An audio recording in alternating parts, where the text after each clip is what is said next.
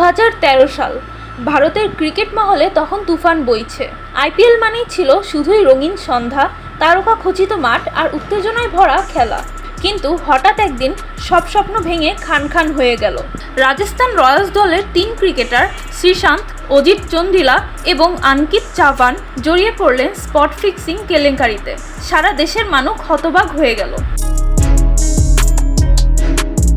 ঘটনার সূত্রপাত দিল্লির একটি হোটেল থেকে। গোপন নজরদারি চলছিল কিছুদিন ধরে। দিল্লি পুলিশের স্পেশাল সেল খুঁজে পেয়েছিল কিছু অদ্ভুত ফোনালাপ, যেখানে স্পট ফিক্সিং এর ইঙ্গিত মিলেছিল। পরিকল্পনা ছিল খুব নিখুঁত। নির্দিষ্ট ওভারে নির্দিষ্ট ডেলিভারিতে অতিরিক্ত রান বা নো বল করা হবে, আর সেই তথ্যের ভিত্তিতেই বাজির টাকা আসবে কোটি কোটি রুপি। একদিন মাঠে নামার আগে অজিত চন্ডিলা কানে হেডফোন লাগিয়ে নিজের বোলিং পরিকল্পনা ঠিক করছিলেন। বাইরে থেকে দেখলে মনে হতো হয়তো নতুন কোনো কৌশল ভাবছেন, কিন্তু বাস্তব ছিল ভিন্ন। বুকির নির্দেশ মেনে তিনি ঠিক করেছিলেন নির্দিষ্ট বলগুলোতে ইচ্ছা করে খারাপ বল করবেন।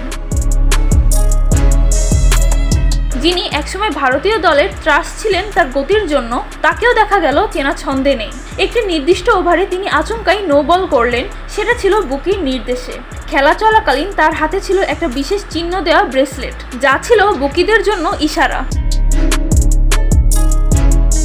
আঙ্কিত চাভান, যিনি তখন উঠতি বোলার হিসেবে পরিচিতি পাচ্ছিলেন, তিনিও তখন টাকার লোভে নিজেদের নীতিবোধ বিসর্জন দিয়েছিলেন। মাঠে একটি নির্দিষ্ট সময় তিনি অদ্ভুতভাবে ওভার প্রতি বহু রান দিলেন, তাও আবার একেবারে চুক্তি মতো।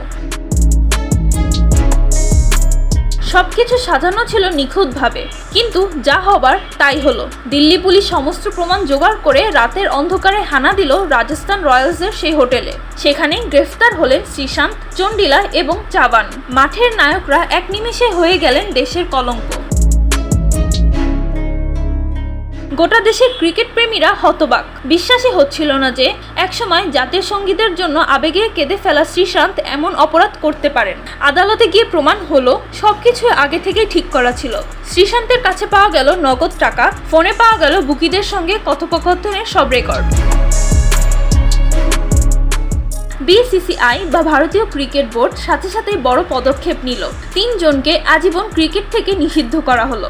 রাজস্থান রয়্যালস দলও তীব্র সমালোচনার মুখে পড়ল। পুরো আইপিএল ব্যান্ডকে বড়সড়ই আঘাত লাগলো। কিন্তু এখানেই শেষ নয়। তদন্ত চলাকালীন উঠে এলো আরো অনেক বড় বড় নাম, বুকি, ব্যবসায়ী, এমনকি দলের উচ্চপদস্থ কর্মকর্তাদেরও। আইপিএল, যা ছিল শুধু এক বিনোদন আর ক্রিকেটের উৎসব, তার আড়ালে যে বিশাল এক অন্ধকার জগৎ কাজ করছিল সেটা সামনে এলো। শ্রীশান্ত পরে বহুবার কান্নাকাটি করে বলেছিলেন তিনি নাকি চাপে পড়ে এই কাজ করেছিলেন। চন্ডিলা এবং চাভান নিজেদের রক্ষা করতে নানা অজুহাত দেন, কিন্তু আদালত ছিল নির্দয়। আইন অনুযায়ী তারা সাজা পেলেন। দেশের মানুষও তাদের ক্ষমা করেননি। এই ঘটনা ভারতের ক্রীড়া জগতে একটা মোড় বদলে দিয়েছিল। ফিক্সিং নিয়ে কঠোর আইন আনা হয়, তদন্ত প্রক্রিয়াও আরো জোরদার করা হয়, খেলোয়াড়দের প্রশিক্ষণ দেওয়া শুরু হয় কিভাবে বুকিরা ফাঁদ পাততে পারে সেই সম্পর্কে সচেতন করতে।